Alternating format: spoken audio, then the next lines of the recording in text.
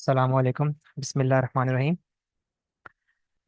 आज का जो हमारा सीरा सीरा का सेशन है, ये थोड़ा थोड़ा बहुत लिंक करता है पिछले सेशन से, क्योंकि उसके कुछ चीज़ें, एक दो पॉइंट्स जो हमारे रह गए थे, वो आज मैं थोड़ा सा टच करते हुए हम लोग अपने मेजर टॉपिक की तरफ चलेंगे।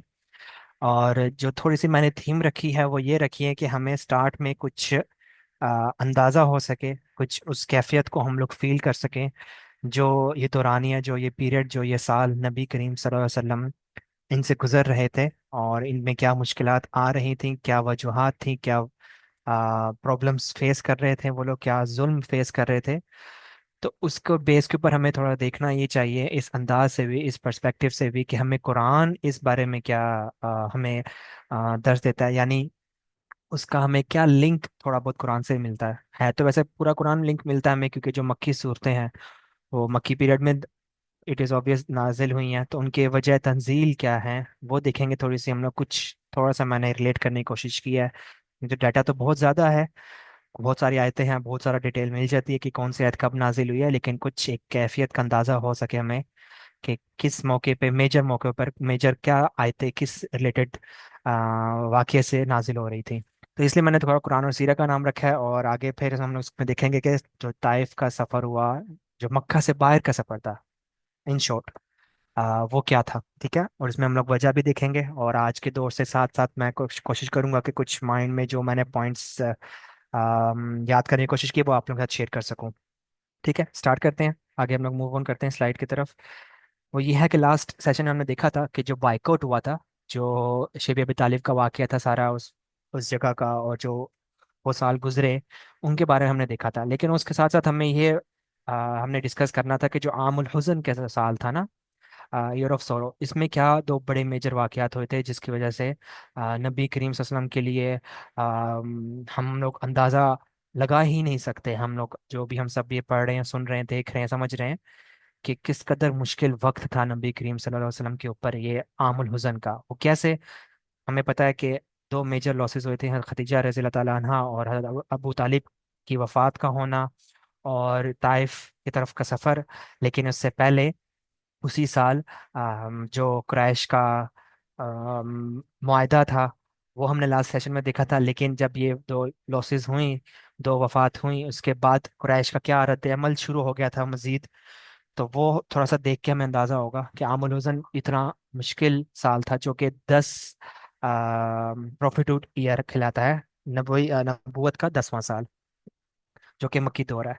तो जो जो प्रॉब्लम हुई, जो कि हज़रत अबू तालिब की वफ़ात का होना, उससे थोड़ा सा प्रॉब्लम क्या हुई, वो ये हुई कि जो कुरैश के साथ उनकी एग्रीमेंट, उनका एग्रीमेंट था, ट्रीटी साइन हुई थी, या एग्रीमेंट कह लें, मेजर तो एग्रीमेंट था कि हज़रत अबू तालिब ने प्रोटेक्शन दी थी नबी करीम सल्लल्लाहु अलैहि वसल्लम को भी, क्योंकि वो चचा लगते थे आपके रिश्ते में, तो वो आपका साथ दे रहे थे इन मामलात में, कुरैश जो जुल्म करना चाह रहा था और जो कर रहा था।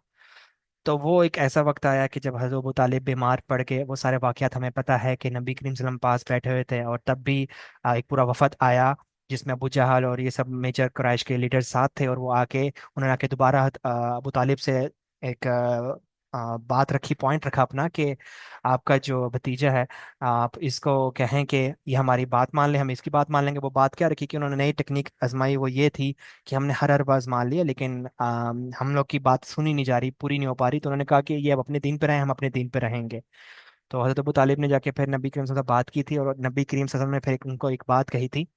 वो ये थी कि अगर ये इनको कह दीजिए कि मैं अगर इनको एक ऐसा जुमला बताऊं जिसके वजह से पूरा अरब इनके ताबे हो जाएगा, और वो इनको खजाने दिया करेगा, खजाने से मतलब टैक्स दिया करेगा, इनको पैसे दिया करेगा, तो क्या ये लोग कबूल करेंगे? तो कुरैश के लोग हैरान हुए, जो सरदार थे, सॉरी, और हैरान हुए। उन्होंने पूछा क्या है, तो नबी करीम सल्लल्लाहु अलैहि वसल्लम ने जो कलमा था उसको वो बताया कि ला इलाहा इल्लल्लाह मोहम्मद रसूलुल्लाह, आप पढ़ लीजिए, इस कलमे के अंदर आ जाइए, तो आप इस्लाम कबूल कर लेंगे, ईमान ले आएंगे। तो इससे क्या होगा कि कुछ अगले सालों में, आने वाले सालों में, जो भी पूरा अरब का खित्ता है ये आपके ताबे हो जाएगा, और आपको टैक्स दिया करेगा, तो आप लोग इतने पावरफुल हो जाएंगे। क्योंकि वो सरदार थे, तो उनसे उनके मुताबिक ही बात की नबी करीम सल्लल्लाहु अलैहि वसल्लम ने।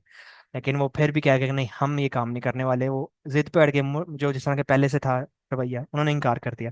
खैर, यहाँ से हज़रत अबू तालिब की आगे कुछ टाइम बाद वफात हुई, और जो कि कुरैश ने अब कहा कि हज़रत अबू तालिब भी नहीं रहे, तो नबी करीम सल्लल्लाहु अलैहि वसल्लम के ऊपर हम लोग अब जो चाहेंगे वो कर सकते हैं, क्योंकि जो बीच में एक प्रोटेक्शन का एक एग्रीमेंट था वो तो रहा नहीं, तो हम लोग अपनी मर्जी से जो भी करना चाहे करेंगे। तो वो फिर एक उनका जो लेवल था जो उनका वो बढ़ने लगा।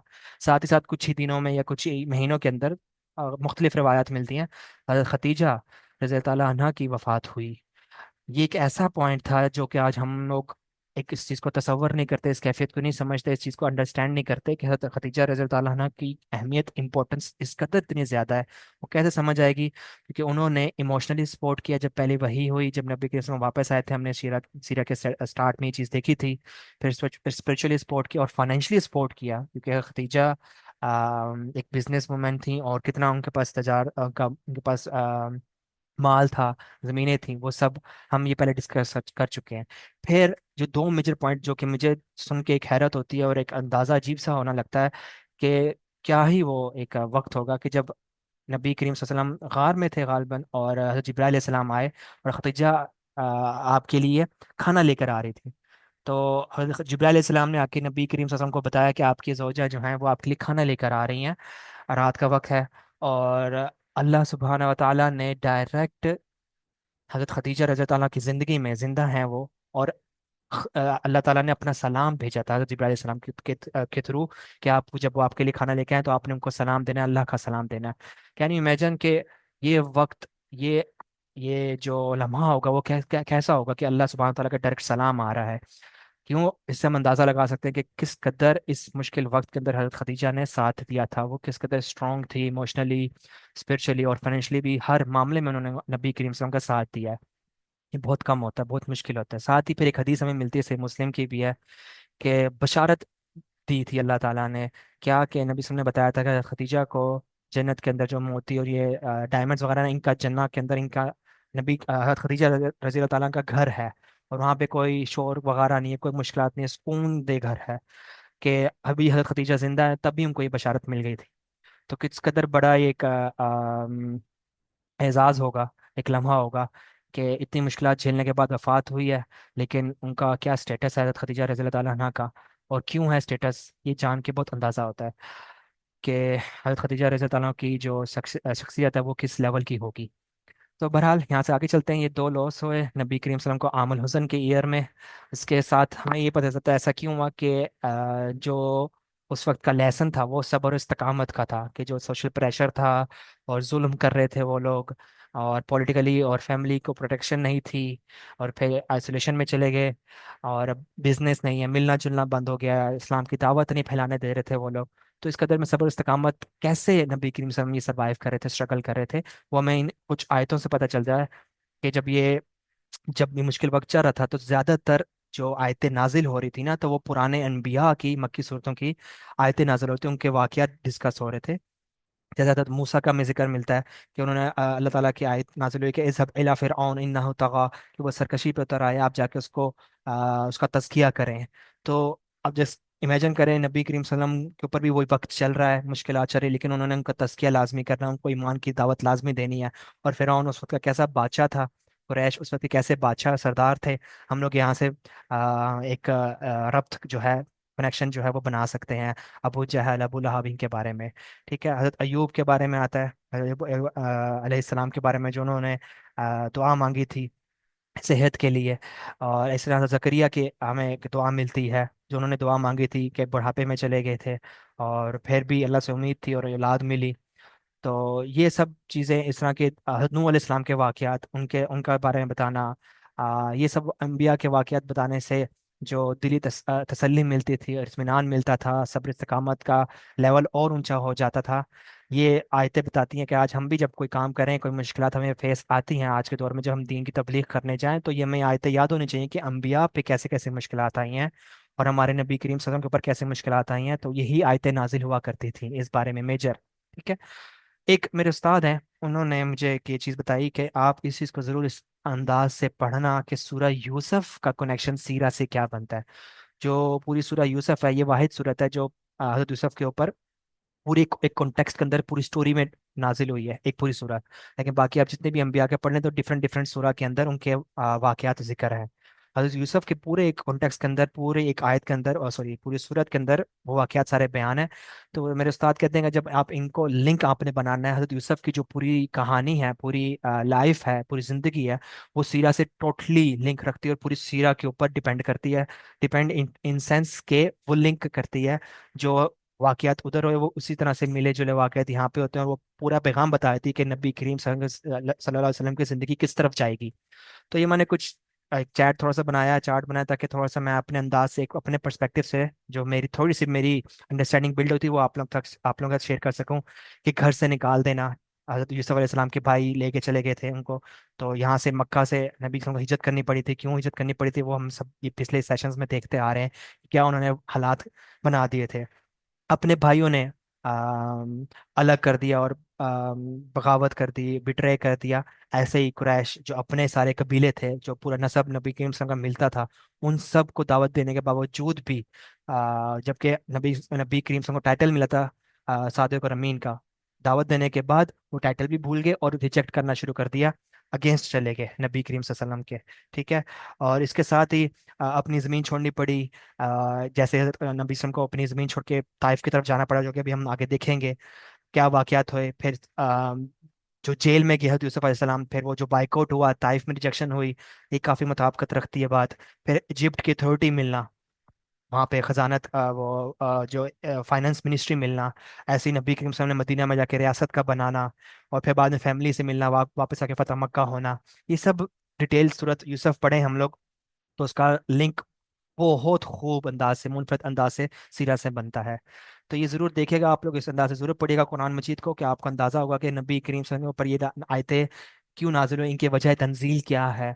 तो फिर आयत का जो अंदाज सयाक समझ आता है, वो बहुत वो कैफियत अलग होती है। ठीक है। चलिए अब हम लोग अपने टॉपिक की तरफ चलते हैं, जो कि आज हमारा टॉपिक है कि ताइफ की तरफ या फिर मक्का से बाहर की तरफ जो तबलीग की है वो क्या थी। ठीक है। जब नबी हज़रत खदीजा, जैसे हमें पता है, फौत हो गई, वफात हो गई उनकी, तो उसके बाद नबी करीम सल्लल्लाहु अलैहि वसल्लम की जो दूसरी शादी थी, वो आपने उम्मुल मोमिनीन जो है हज़रत सईदा सौदा बिनत जमा जो है उनके साथ उनका आपका निकाह हुआ था। ये उम्र में काफ़ी बड़ी थी। इनका रिश्ता, इनका ताल्लुक, और इनका जो थोड़ा सा मैं बैकग्राउंड आपको दे दूं, यहाँ से आप लोगों को अंदाज़ा हो जाए कि आपने ये एक पॉइंट यहाँ पे याद रखना है। इनका ताल्लुक जिस कबीले से था, उस कबीले का नाम अमर बिन लुई के नाम से था। ठीक है। ये आपने क्लैन जो था, ये कबीला था जो इसका आपने नाम याद रखना है। ठीक है। इनकी जो शादी हुई थी, उनका, इनके हस्बैंड का नाम हजरत सकरान इब्न अब अमर इब्न अब्दुशम्स। फिर वही जाके लड़ी, इनकी भी अमर इब्न लुई से मिलती है। ये दो पॉइंट आपने याद रखने, ये जो नसब जाके मिल रहा है अमर इब्न लुई से, दोनों का, हस्बैंड वाइफ का भी, इनका क्या रिश्ता बनता है। और आगे जाके मैं इसको एक पॉइंट में आके एक्सप्लेन भी करूंगा, ये आपने बस याद रखना है। सेकंड, एक ये चीज़ यहाँ पे मिलती है कि इन दोनों ने इस्लाम कबूल किया था और हबशा हिजरत की थी अपने हस्बैंड के साथ।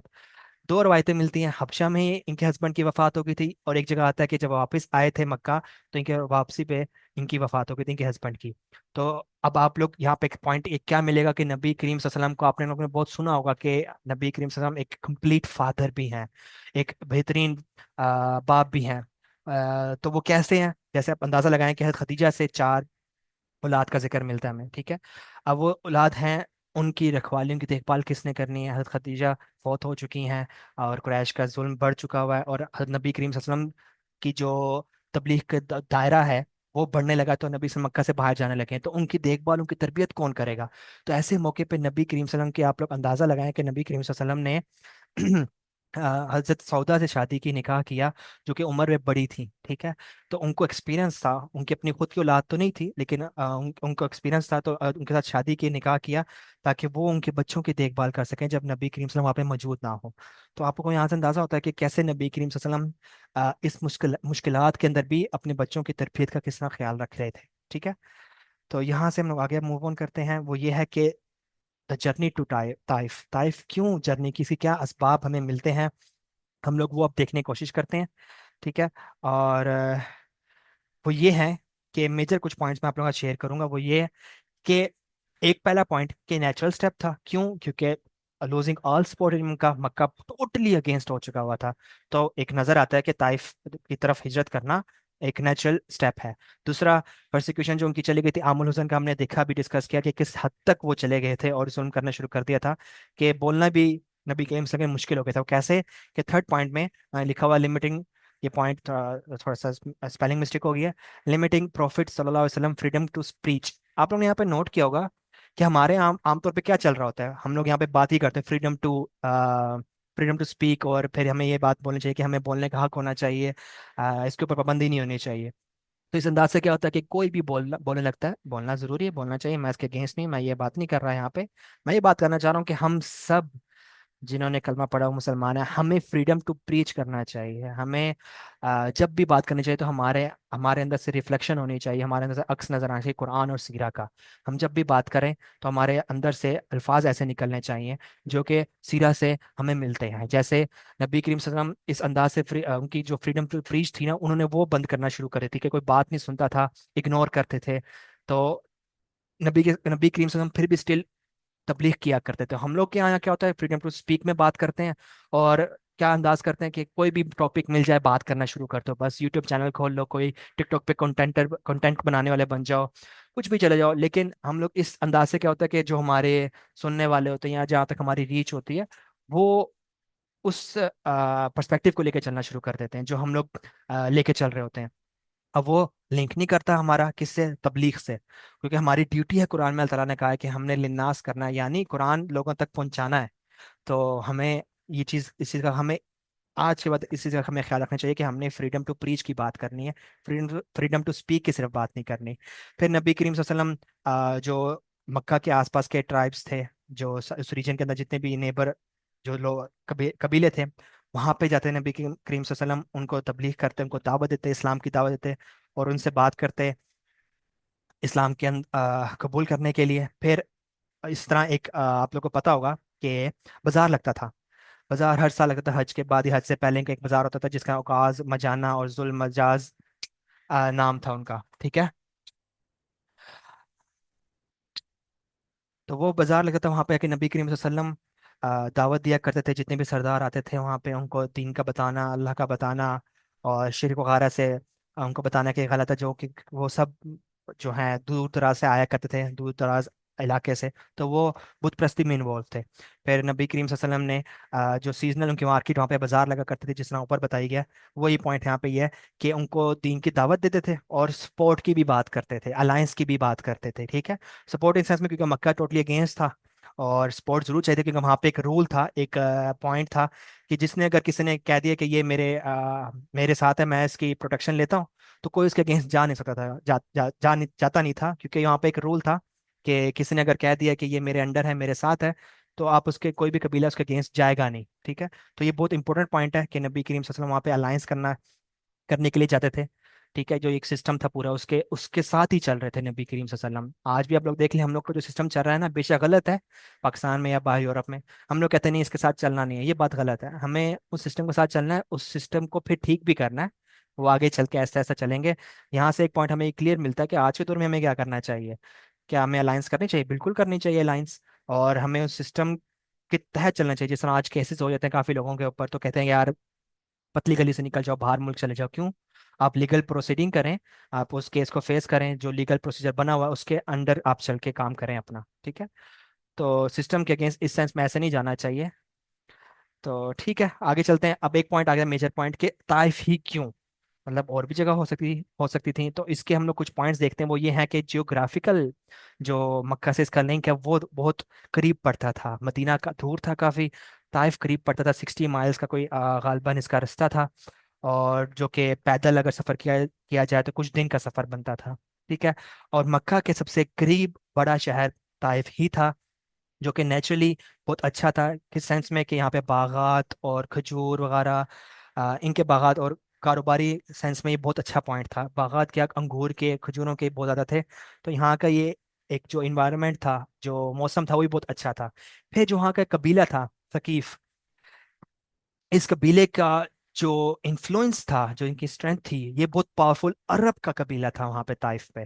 तो नबी करीम सल्लल्लाहु अलैहि वसल्लम वहाँ पे गए, क्यों? क्योंकि उनके पास मिलिट्री और कमर्शियल जो ताकत थी वो बहुत ज़्यादा थी, एज कंपेयर टू क्रैश, लोग आपस में आमने सामने थे। नंबर 3 पॉइंट यहाँ पे लिखा हुआ है कंपटीशन विद कुरैश। ये एक मेजर पॉइंट है, इसको समझना जरूरी है कि ये लोग क्यों ऐसा चाह रहे थे। नबी करीम सल्लल्लाहु अलैहि वसल्लम जब सब सारी सपोर्ट कुरैश से ना मिली तो ताइफ की तरफ गए। ताइफ की तरफ जाके क्यों गया? क्योंकि ताइफ के पास भी मिलिट्री कमर्शियल ताकत रखते थे, इन्फ्लुएंस भी बहुत थे, पावरफुल भी थे, लेकिन इनके पास भी एक ऐसी चीज थी जो टोटली अगेंस्ट थी कुरैश से। थी वो एक ही चीज, वो क्या थी? वो बुत थे।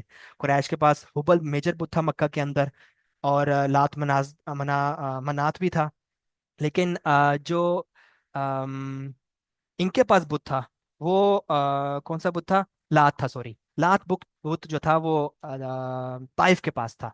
तो इनको, ताइफ वालों को भी था कि जो हमारा बुत है ये टोटली अरब रीजन के ऊपर रूल करे। और ऐसे ही हुबल जो बुत था मक्का वालों के पास, कुरैश वालों के पास, उनका ये था कि हमारा बुत जो है पूरे रीजन के ऊपर रूल करे। ठीक है, तो इनका आपस में क्लैश बहुत मेजर पीक लेवल पे था। तो ये कंपटीशन इनका आपस में चल रहा था कि एक दुश्मन अलग है, तो नबी करीम सल्लल्लाहु अलैहि वसल्लम दूसरे दुश्मन, उनके ही दुश्मन के पास गए और उनको भी जाके दीन की दावत दी है। ठीक है। और इसके साथ एक पॉइंट ये है कि जो वहाँ की फैमिलीज थे, लीडर्स थे, वो बहुत इन्फ्लुएंशियल पॉइंट रखते थे, और फैमिलीज भी बहुत नोबल फैमिलीज थी उनकी। ठीक है। और एक और पॉइंट यहाँ पे मिलता है, हलीमा सादिया का भी पॉइंट मिलता है। वो चूंकि ताइफ से रिलेटेड तो नहीं, लेकिन ताइफ के आसपास कोई कबीला है, मुझे वो अभी याद नहीं आ रहा एग्जैक्ट, वो वहां से बिलोंग करती थी, जो आपकी रज़ाई वालदा थी ना। तो वो भी एक चीज कहीं तफसीरों में मिलता है कि वो भी एक वजह हो सकती है ताइफ जाने की। लेकिन ये मेजर पॉइंट्स थे जो मैंने यहाँ पे आप लोगों के साथ शेयर किए हैं। इवेंचुअली आप लोगों के साथ भी मैं पूछूंगा कि आप लोगों के नज़दीक और कौन से मेजर पॉइंट्स आते हैं कि ताइफ का सफ़र क्यों किया नबी करीम सल्लल्लाहु अलैहि वसल्लम ने। तो आप लोग आज भी देख लें कि अगर लाहौर का रास्ता बंद हो जाए, किसी ने तबलीग करनी है, तो इस्लामाबाद, कराची, फैसलाबाद, केपी के, ये सब सफ़र रास्ते खुले हुए हैं। आपने तबलीग नहीं रोकनी, आपने सफ़र जारी रखना है। ठीक है। अलायंस और जिस तरह के लोग हैं उनके साथ उनकी तरह के जाके बात करना और उनके दीन का पैगाम ज़रूर देना, ये हमारी रिस्पॉन्सिबिलिटी है। ठीक है। चलें, यहाँ से तो हमें ये पता चल गया कि आज हमने क्या करना है। इसके बाद हम लोग एक और देखते हैं, फिर जब टूवर्ड्स ताइफ गए हैं शवाल 10 नबी में, तो आपके साथ आपके जो गुलाम थे हज़रत ज़ैद बिन हारसा रज़ी अल्लाह ताला अन्हो, ये आपके साथ थे। जो जो कबीले रास्ते में आते थे नबी करीम सल्लल्लाहु अलैहि वसल्लम वहाँ पे इस्लाम की दावत देते थे। क्योंकि हमें इसके ज़्यादा डिटेल नहीं मिलती, वो इनकार ही ज़्यादातर हमें मिलता है, इनकार ही होता था। लेकिन जब नबी करीम सल्लल्लाहु अलैहि वसल्लम ताइफ पहुंचे, वहाँ का जो कबीले के जो 3 बड़े सरदार थे, बनु सकीफ के ही, अब्दुल जलील, मसूद और हबीब, इन्होंने नबी करीम सल्लल्लाहु अलैहि वसल्लम जाके इनको दावत दी, इनसे मिले अलग अलग जाके, क्योंकि जब आपका सफ़र जो था वो 10 दिन का था।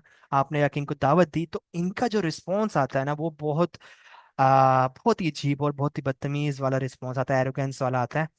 कि वो इस तरह का रिस्पॉन्स था कि इन्होंने, इनका जो हमें पॉइंट जो सीरा की किताबों में मिलता है, मैं कुछ थोड़ा सा आप लोगों का बस अपने अल्फाज में बयान करता हूँ कि एक कबीले का जो सरदार था, उसमें ये तीनों एक्चुअली भाई थे। तो उनमें से कोई ये कहता है कि आप प्रॉफिट हैं, खुदा ने आपको प्रॉफिट बना के भेजा है।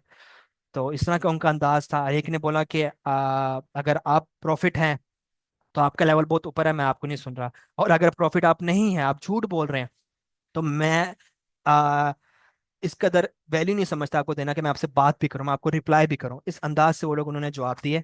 तो जब नबी करीम सल्लल्लाहु अलैहि वसल्लम वहां से उठे, तो नबी करीम सल्लल्लाहु अलैहि वसल्लम ने इन तीनों को एक बात कही, वो ये कही थी, हमें भी ये सोचना चाहिए कि जब हम लोग कहीं पैगाम लेके जाएं और वो पैगाम सही से पूरा ना हो पाए, मतलब पहुंच ना पाए उस तक, तो हमें उनको कह देना चाहिए कि पैगाम आप अपने तक ही रखें, क्योंकि अगर आप आगे बताना शुरू कर देंगे तो आप अपने अंदाज से बताएंगे, जिसकी वजह से फिर वो पैगाम पैगाम जो है ठीक से पहुंच नहीं पाएगा। तो नबी करीम सल्लल्लाहु अलैहि वसल्लम ने भी यही हिकमत का मुजाहरा किया कि आपने पैगाम जो मैंने आपको दिया आपने आगे नहीं पहुंचाना, क्योंकि मैं मक्का वापस जाऊंगा तो आप लोगों के पीछे कोई और ही इसका मतलब निकाल के बैठे होंगे। ठीक है। तो ऐसा ही होता है। तो जब नबी करीम हम निकले, तो हम सबको इस स्टोरी का पता है, इस वाक्य का पता है कि नबी करीम सल्लल्लाहु अलैहि वसल्लम के साथ इन कबीले वालों ने क्या किया कि बच्चों को, जो वहाँ के लड़के थे, उनको पीछे लगा दिया, पत्थर मारे, इस कदर शदीद जख्मी किया नबी करीम सल्लल्लाहु अलैहि वसल्लम को। और आपके साथ जो आपके गुलाम थे वो भी जख्मी हो गए। जब आप लोग वहां से गुजरते गए, तो वहां पे आप ताइफ से जब निकले, तो एक बाग आपको मिला जो कि उतबा और शैबा इब्ने रबिया का था। इनका भी ताल्लुक आपके साथ एक बहुत गहरा ताल्लुक बनता है। ग्रुप चैट में मुझे कोई बता सकता है कि उतबा और शैबा का नबी करीम सल्लल्लाहु अलैहि वसल्लम के साथ क्या रिश्ता बनता है, क्या ताल्लुक बनता है? ग्रुप में मुझे कोई जरा, चैट में कोई जरा जल्दी से बताएं मुझे, क्या लिंक बनता है नबी करीम सल्लल्लाहु अलैहि वसल्लम के साथ? जी, किसी को आइडिया?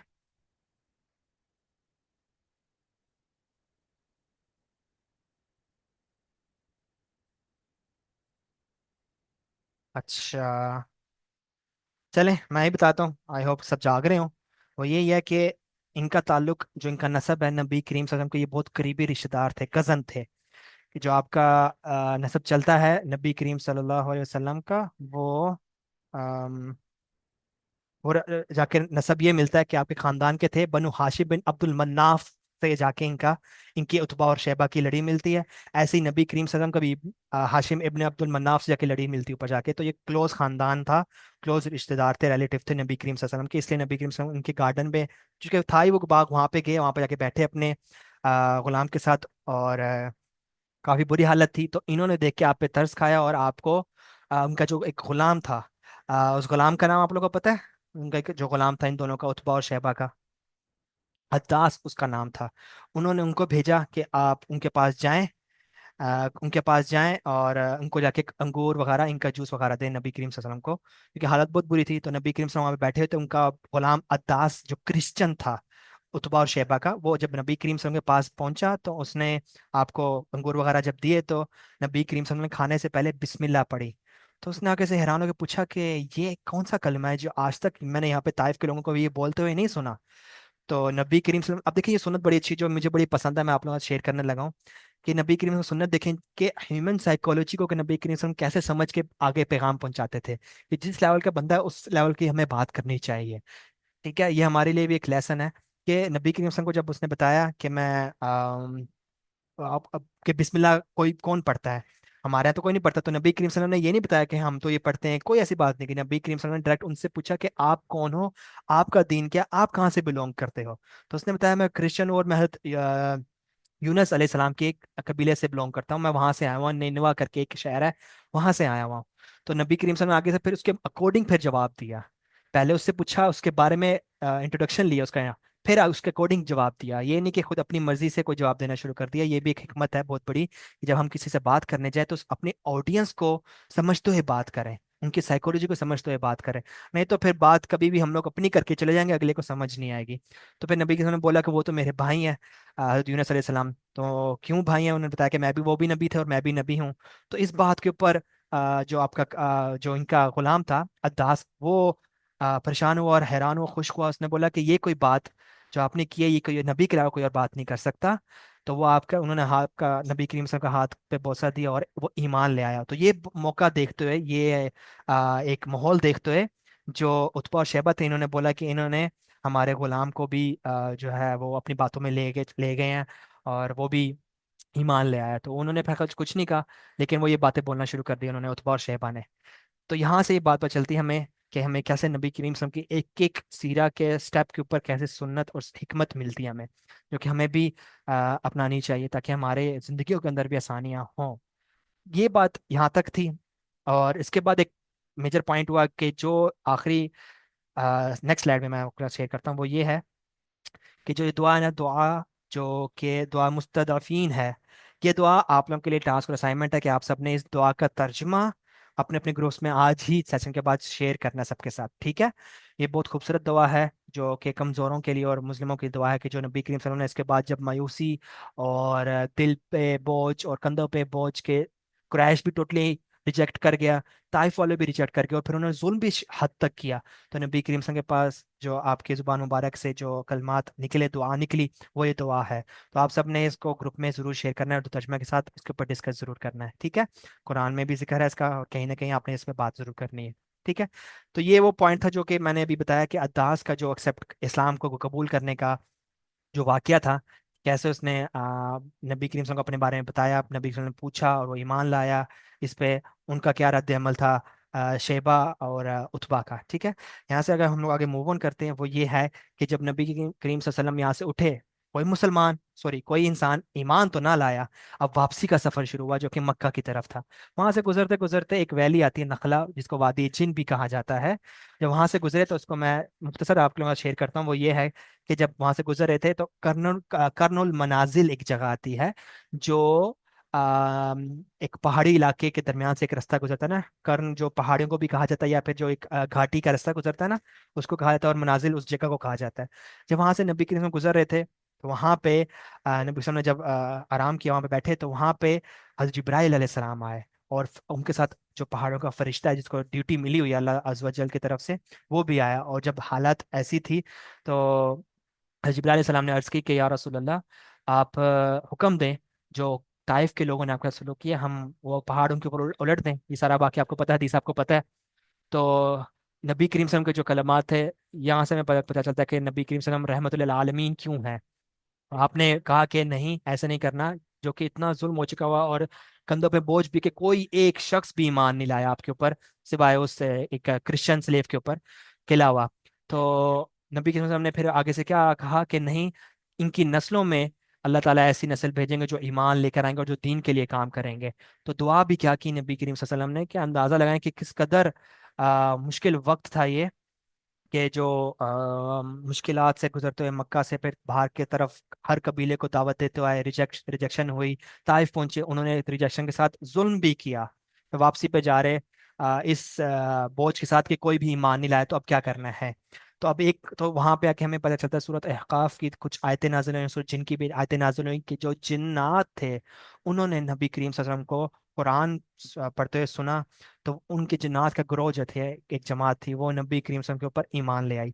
ये अब अंदाजा लगाएं यहाँ से कि एक रास्ता टोटली बंद नजर आ रहा है, लेकिन अल्लाह सुब्हानहू ताला की प्लानिंग देखें कि कैसे एक रास्ता वो खुला कि वो जो मखलूक बशरी मखलूक है नहीं, वो जिन्नाती मखलूक है, वो ईमान ले आई नबी करीम सल्लल्लाहु अलैहि वसल्लम के ऊपर और कुरान सुनने से। जो कि बशरी मखलूक थी वो ईमान ही नहीं लेकर आ रही थी। तो कैसे नबी करीम सल्लल्लाहु अलैहि वसल्लम का एक बर्डन कम हुआ होगा, सुकून मिला होगा, जो हार्डशिप थी वो थोड़ी सी कम हुई होगी। फिर नबी करीम सल्लल्लाहु अलैहि वसल्लम को फिर एक जज्बा मिला होगा कि हाँ, मैं एक और अच्छे अंदाज से पैगाम को डिलीवर करने की कोशिश करूं। तो ये एक यहाँ से हमें एक चीज़ें मिलती हैं। अब आगे चलते हैं हम लोग। वो ये कि नबी करीम सल्लल्लाहु अलैहि वसल्लम जब ताइफ का सफ़र मुकम्मल हो गया तो वापस मक्का जाना था। तो मक्का जाना था तो हज़रत अबू तालिब भी वहाँ पे नहीं थे जिंदा। तो जो ट्रीटी थी, सॉरी जो एग्रीमेंट था वो तो नहीं था, और वो लोग नबी करीम सल्लल्लाहु अलैहि वसल्लम को अंदर मक्का में आने भी नहीं देंगे। तो नबी करीम सल्लल्लाहु अलैहि वसल्लम अपने गुलाम के साथ खार हिरा में रुके, और आपने अपने गुलाम को तीन लोगों के पास भेजा, तीन कबाइलों के पास भेजा। एक खुजा कबीले के पास भेजा कि आप हमें मुझे आपकी प्रोटेक्शन चाहिए ताकि मैं मक्का में एंटर हो सकूं। उसने इनकार कर दिया। ये जो दूसरा पॉइंट है ना, then a message was sent to Suhail ibn ibn Amr, इसने भी डिक्लाइन कर दिया। ये मैंने आपको कहा था कि आपने एक नाम याद रखना है, मैं आगे आके आपको बताऊंगा। तो ये सुहेल इब्न अमर कौन है, किसी को पता है इसके बारे में? कोई माइक पे आके बताना चाहे, मैं माइक ऑन कर लेता हूँ। सुहेल इब्न अमर कौन है, किसी को पता है? आप लोग अनम्यूट कर सकते हैं। किसी को अगर पता है तो बताएं, सुहेल इब्न अमर कौन था? सुलह हुदैबिया के मौके पे जिन्होंने आके किया था। और कोई? अच्छा, मैंने ये पॉइंट पता क्यों पूछा है यहाँ पे आके, ये हमें समझना चाहिए कि जो आपने सोशल कैपिटल और पॉलिटिकल कैपिटल को जब सामने रखना है तो आपको किस अंदाज से चलना पड़ता है, हिकमत अमली आपको अपनानी पड़ती है। ये सुहेल इब्न अमर जो है, इसका जो नसब मिलता है, ये आपका एक रिश्तेदार भी है। किस सेंस में रिश्तेदार है ये? अभी हमने पीछे देखा कि नबी करीम सल्लल्लाहु अलैहि वसल्लम की दूसरी जोजा कौन थी, उम्मुल मोमिनीन हजरत सौदा रज़ी अल्लाह ताला अन्हा। ऐसे ही हमने पढ़ा ना पहले, उनके हस्बैंड का नाम क्या था? हजरत सकरान रज़ी अल्लाह ताला अन्हो। ये दोनों ईमान ले आए थे, मुसलमान थे। जो हजरत सुकरान थे उनका भाई जो है हजरत सुहेल इब्न अमर है, ठीक है। तो रिश्ते में नबी करीम सल्लल्लाहु अलैहि वसल्लम के ये क्या लग रहे हैं? आपकी जो जोजा है उम्मुल मोमिनीन हजरत सौदा, उनके ये देवर हैं सुहेल इब्न अमर, ठीक है। ये कितना क्लोज रिश्ता है। नबी करीम सल्लल्लाहु अलैहि वसल्लम ने इसकी तरफ भी पैगाम पहुंचाया कि मुझे आपकी प्रोटेक्शन चाहिए, मैंने मक्का में दाखिल होना है। कि देखें, नबी सल्लल्लाहु अलैहि वसल्लम को एक बाहर की कबीलों की तरफ भी पैगाम पहुंचा रहे हैं, और जो रिलेटिव है, क्लोज रिलेटिव है, उनकी तरफ भी पैगाम पहुंचा रहे हैं कि आपने सोशल कैपिटल और पॉलिटिकल कैपिटल का किस तरह अलायंस के थ्रू एक पिक्चर को रख के चलना होता है। तो नबी के इनकी तरफ भी पैगाम पहुंचाए, इसने डिक्लाइन कर दिया, इसने मना कर दिया, रिजेक्ट कर दिया इसने भी। हालांकि कितना क्लोज रिश्ता बनता है कि जो इसका भाई है, भाई थे हजरत सकरान, उनकी जो वाइफ थी हजरत सौदा, वो उनकी उनका निकाह नबी करीम सल्लल्लाहु अलैहि वसल्लम के साथ हुआ था, जो दूसरी वाइफ थी उम्मुल मोमिनीन। खैर, नबी सल्लल्लाहु अलैहि वसल्लम ने फाइनली एक मैसेज भेजा, पैगाम भेजा मुतिम इब्न अदी की तरफ। उन्होंने एक पॉजिटिव रिस्पांस दिया और फिर कहा कि हाँ, मैं आपको अपने अंडर प्रोटेक्शन लेकर आता हूँ। उन्होंने अपने भाइयों बेटों को और अपने कबीलों को कहा कि तलवारें निकालो, घोड़े निकालो, हम मक्का की तरफ जाएंगे और वहाँ पे आके सबको बताएंगे कि हाँ, हमने ये वादा किया है नबी करीम सल्लल्लाहु अलैहि वसल्लम के साथ कि वो हमारे प्रोटेक्शन के अंदर हैं, कोई इनको हाथ नहीं लगा सकता। तो ये नबी करीम सल्लल्लाहु अलैहि वसल्लम के साथ गए वहाँ पे। और इन्होंने जाके वहाँ पे मक्का में गए, तो नबी करीम सल्लल्लाहु अलैहि वसल्लम ने पहला काम क्या किया कि जाके नबी करीम सल्लल्लाहु अलैहि वसल्लम हजरे अस्वद को बोसा दिया, चूमा, प्यार किया, और फिर वहाँ पे नफल पड़े मक्का के अंदर। वहाँ पे अबू जहल फिर आया। अबू जहल ने आके फिर वही बात पूछी कि क्या तुम ईमान ले आए हो या फिर तुमने खुद प्रोटेक्शन दिया है? देखो स्टिल वो उसी लड़ी पे उसी पॉइंट पे खड़े हुए थे कि ईमान तो नहीं लिया है। तो इसने आगे से इन्होंने आगे से कहा नहीं, मैं ईमान नहीं लाया, लेकिन मैंने प्रोटेक्शन दी है। तो इस बेस पर उन्होंने कहा कि चलो ठीक है कि अगर आपने प्रोटेक्शन प्रोटेक्शन दिया अबू जहाल ने कहा, तो हमारी भी प्रोटेक्शन आप इनकी तरफ से है, ग्रांटेड है। क्यों? क्योंकि मैंने आपको बताया कि इनका एक रवाज चलता था, एक सिस्टम था कबीलों का, उसके उसमें इनको फॉलो करना पड़ता था। अब अबू तालिब तो नहीं थे, तो मोहतम इब्न अदी सामने आया, उन्होंने ये बात की। एक मुस्लिम, सही मुस्लिम की गालबन या बुखारी की 4024 एक हदीस भी है कि जब फतह मक्का हुई ना, उसके बाद इनका बेटा था मोहतम इब्न अदी का, वो आया था। जुबैर या जुबैर करके नाम है शायद। वो आया था और वो उन्होंने आके बात की थी कि कुछ वो हैं कैदी हैं, उनको आ, छोड़ना है, रिहा करना है। तो नबी करीम सल्लल्लाहु अलैहि वसल्लम पर वहाँ पे बात की थी कि अगर मोहतम इब्न अदी अगर आज जिंदा होता तो उसके कहने पे मैं सारे कैदियों को छोड़ देता। क्योंकि उसने मेरे साथ एक एहसान किया था, मेरा एक ख्याल किया था, मेरा एक साथ दिया था, मेरे साथ एक अलायंस की थी उसने। तो ये एक बहुत ज़बरदस्त बात है कि नबी वसल्लम ने किस तरह वो ख्याल, वो प्रोटेक्शन, वो अलायंस, वो सपोर्ट याद रखी थी नबी करीम सल्लल्लाहु अलैहि वसल्लम ने। और हमारे यहाँ तो कोई किसी का ख्याल कर तो वो सबसे पहले भूल के भाग जाता है। ठीक है, तो किस कदर ये ज़रूरी है। मे बी बदर का टाइम था या फिर फतेह मक्का की बात थी। बदर का शायद टाइम था, हाँ मैं मिक्स कर गया हूँ, बदर का टाइम था, yes you are right. Battle of Badr के बाद की बात है ये। बिल्कुल एग्जैक्टली एक्यूरेटली आपने बात प्रिंट आउट की है, बिल्कुल सही हो गया। तो यहाँ से हमें ये पॉइंट मिलता है कि मक्का में नबी करीम सल्लल्लाहु अलैहि वसल्लम बाहर कैसे गए, किन किन जगहों पे दावत दी, और वापस कैसे मक्का में आए। यहाँ से एक एक नया फेज हमें और नजर आता है, वो अब हम लोग यहाँ पे डिस्कस करते हैं कि नबी करीम सल्लल्लाहु अलैहि वसल्लम ने, जो मैंने यहाँ पे हेडिंग भी इसलिए रखी है, रखी है फ्रीडम टू प्रीच। ये बहुत जरूरी है, हमें भी इस चीज को लेकर चलना चाहिए। हमने दावत का काम कभी नहीं छोड़ना अपनी जिंदगी के अंदर। ठीक है, तो हमारी रिस्पॉन्सिबिलिटी है। तो नबी करीम सल्लल्लाहु अलैहि वसल्लम जब फिर मक्का में आए तो वो क्या करते थे? प्रोटेक्शन तो थी लेकिन कोई सुनता नहीं था, बात इग्नोर करते थे, कोई बात नहीं करता। तो नबी करीम सल्लल्लाहु अलैहि वसल्लम ने बात तो करनी है, ईमान की दावत तो देनी है। तो मक्का में ये हाल था, तो नबी वसल्लम मक्का से बाहर फिर गए। कुछ कबीलों का आगे जिक्र है, मैं वो जिक्र करूंगा आगे। लेकिन कुछ सहाबा हैं जो ईमान ले आए थे, वो कुछ, जैसे हमने बताया ना कि बाजार लगते थे, तो हज के सीजन के बाद कुछ बाजार लगे, सर्दी के मौसम के कुछ बाजार लगे। तो कुछ लोग आए थे जिनको नबी करीम सल्लल्लाहु अलैहि वसल्लम ने जाके दावत दी। उनमें से एक सवैद बिन सामित अंसारी थे, इनको दावत दी। ये खजरज मदीना से आए थे, उनका था उस बनु कबीले से थे, बनु खजरत से। लेकिन इनका एक बात बहुत मशहूर है, मैंने नीचे लिख भी दिया है, मैं चाह रहा था कि आप लोगों से पूछूं, लेकिन चले मैं बता देता हूँ। वो ये है कि ये बहुत अक्लमंद और शेर लिखा करते थे। तो नबी करीम सल्लल्लाहु अलैहि वसल्लम ने जब इनको दावत दी तो उन्होंने पूछा कि मेरे पास, इन्होंने खुद बोल दिया कि मेरे पास एक बहुत अच्छा कलाम है आपसे ज्यादा भी। तो नबी करीम सल्लल्लाहु अलैहि वसल्लम ने ये नहीं कहा कि नहीं नहीं मेरे पास है, जैसे हम लोग करते हैं, नहीं नहीं हम लोग मुकाबलेबाजी में आ जाते हैं और अपने आप को ऊंचा दिखाने की कोशिश करते हैं। नबी करीम सल्लल्लाहु अलैहि वसल्लम ने बोला कि जी आप बताएं आपके पास कौन सा अच्छा वो एक कलाम है। तो उन्होंने हिकमत लुकमान, जो हज़रत लुकमान अलैहिस्सलाम के बारे में हमें आता है ना जिक्र, कुरान में भी, सूरत भी है, तो उनका उनके अशार पढ़ के बताया। तो नबी वसल्लम ने बताया कि हाँ बहुत अच्छे शेर आपने पढ़े हैं, लेकिन मेरे पास इससे भी अच्छे शेर हैं। फिर उन्होंने आगे से पूछा आपके पास कौन से हैं? फिर नबी करीम सल्लल्लाहु अलैहि वसल्लम ने कुरान की तिलावत की, आयतों की तिलावत की। तो उन्होंने बोला कि ये तो इनसे भी अच्छा है, और वो ईमान ले आए। ठीक है, ऐसे ही अयाज बिन मुआज का जिक्र मिलता है हमें। तुफैल बिन अमर अल दौसी का, जो ये यमन के एक कबीला है, मशहूर कबीला है, दौस, वहां से बिलोंग करते थे, उनको भी आके नबी करीम सल्लल्लाहु अलैहि वसल्लम दावत दी, वो भी ईमान ले आए। ठीक है, और फिर आखिरी जो साहबा है इनका तो आप सबको मैं उम्मीद करता हूँ पता होगा, अबू जर गफारी का पूरा वाकया, रज़ी अल्लाह ताला अन्हु का वाकया आपको पता होगा, हदीस में डिटेल में आया है कैसे इन्होंने अपने भाई को भेजा, उनसे बात नहीं मिली तो खुद हक की तलाश में निकल आए और मक्का पहुंचे। तो अब मदीना में मस्जिद हरम में काफ़ी दिन रुके रहे, और कोई कोई इनको जवाब नहीं दे रहा था, और पानी के सहारे बस जीते रहे। हज़रत अली ने इनको फिर बताया, हज़रत अली से ने सपोर्ट ली, और फिर नबी करीम सल्लल्लाहु अलैहि वसल्लम तक पहुंचे और ईमान लेकर आए। ये बहुत डिटेल वाकया है, तो आप लोग पढ़ें बहुत। उसके बाद के भी बाकी इनके बहुत मशहूर हैं, अबू जर गफारी का भी। ये वो शख्सियत हैं जो ईमान ले आई थी जब नबी करीम सल्लल्लाहु अलैहि वसल्लम मक्का से बाहर दूसरी तरफ निकले।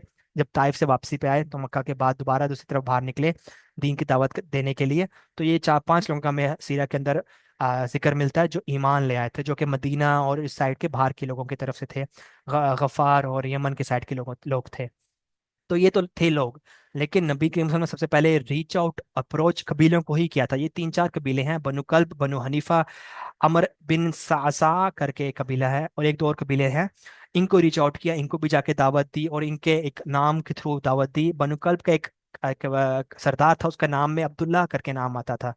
तो नबी सल्लल्लाहु अलैहि वसल्लम ने बोला कि आपका नसब में बड़ा अच्छा नाम है, तो उसके लिए मैं आपसे एक बात करने लगा हूँ। उनको इस तरह से मुखातिब करके बात की, लेकिन तीनों कबीलों के सरदारों ने इनकार ही किया।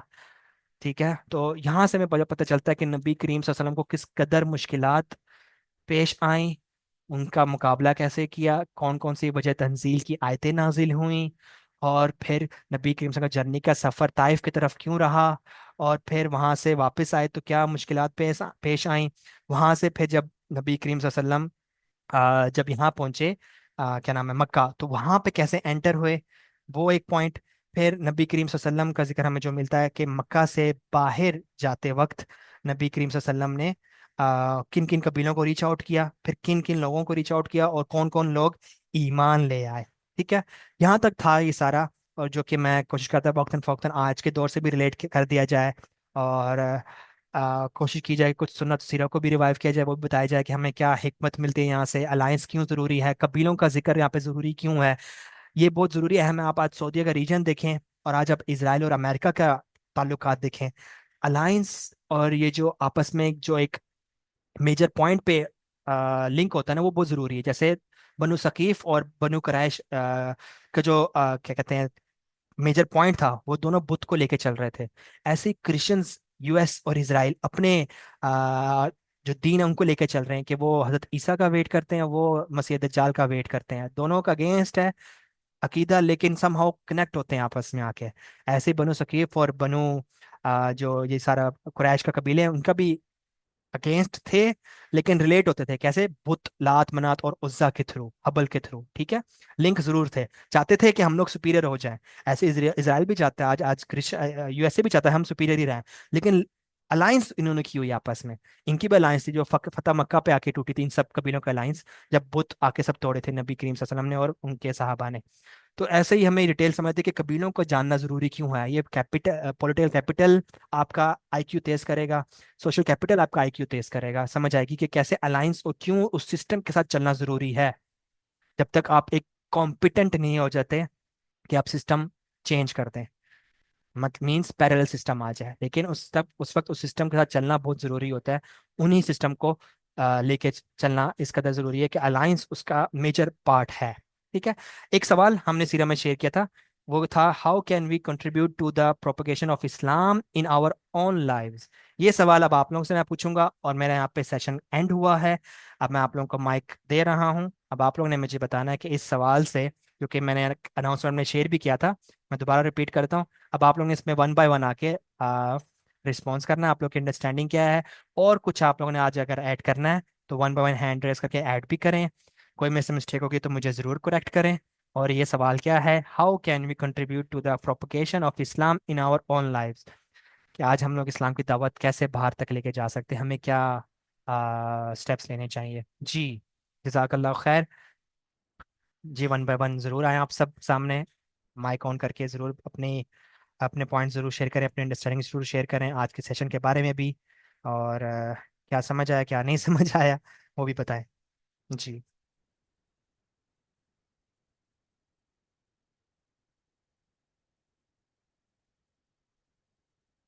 अच्छा, मैंने अनम्यूट सबको कर दिया, सब अपने आप को अनम्यूट कर सकते हैं। तो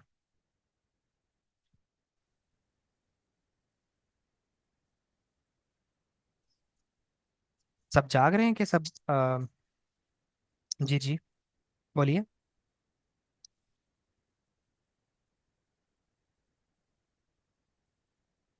जी बुझला, आपका माइक ऑन है। जी, अस्सलाम वालेकुम। जी वालेकुम सलाम। जी, बहुत इफेक्टिव बताया आपने। और ये कबायली सिस्टम में वाकई पहुंचने की समझने की बहुत ज़्यादा ज़रूरत है कि हमें ये पता हो कि पावर्स इस टाइम पे कौन सी हैं, कौन सी चीज़ें हमें कर सकती हैं और किन चीज़ों से हमें बचने के लिए क्या करना है। जब मेरा वाला भी प्रेजेंटेशन थी उसमें भी मैंने ये दारुन नदवा के किरदार पे जो है वो बात की थी कि कबाइल जो हैं वो बहुत ज़्यादा हमारे ऊपर असरअंदाज होते हैं। जिस तरह से आपने भी मुल्कों की मिसाल दी है कि इस वक्त सुपर पावर्स कौन कौन सी हैं और वो किस तरह से हमें हेल्प कर सकती हैं। जैसे चाइना है, तो अगरचे ये भी मुस्लिम कंट्री नहीं है, तो आपका ताइफ जाकर मदद तलब करना, ये हमें इस बात की निशानी देता है कि हमें वो लोग, चाहे वो मुस्लिम नहीं है, लेकिन अगर उनके इन्फ्लुएंस की वजह से हमें प्रोपिगेट करने में हेल्प मिलती है, तो हमें ये हेल्प लेनी चाहिए। और टर्म्स एंड कंडीशंस जो है वो अपने हिसाब से हमें देखनी चाहिए कि हमें क्या करना चाहिए।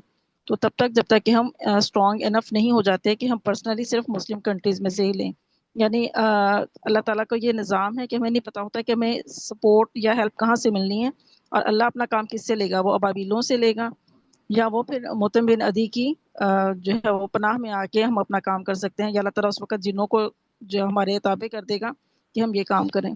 तो हमें ये चीज़ समझने की ज़रूरत है कि हमें सुपर पावर से डरने की या उनसे करने की ज़रूरत नहीं है, बल्कि हमें ये देखना चाहिए कि हम जो ताकतें हैं उनको कैसे इस्तेमाल कर सकते हैं, या जो भी हमारे पास सोशल मीडिया है या जिस तरह की भी चीज़ें हैं, इनको हम किस तरह से इस्तेमाल कर सकते हैं अपने मकासद के लिए। यानी पर्पस हमारा वही होना चाहिए कि हमने दीन को प्रीच करना है, और वो कहाँ पे और कैसे कर सकते हैं, उसके लिए हमने अपने अपने रिसोर्सेज के थ्रू जो है वो देखना है कि क्या क्या चीज़ें हम कर सकते हैं, क्या क्या चीज़ें हम इस्तेमाल कर सकते हैं।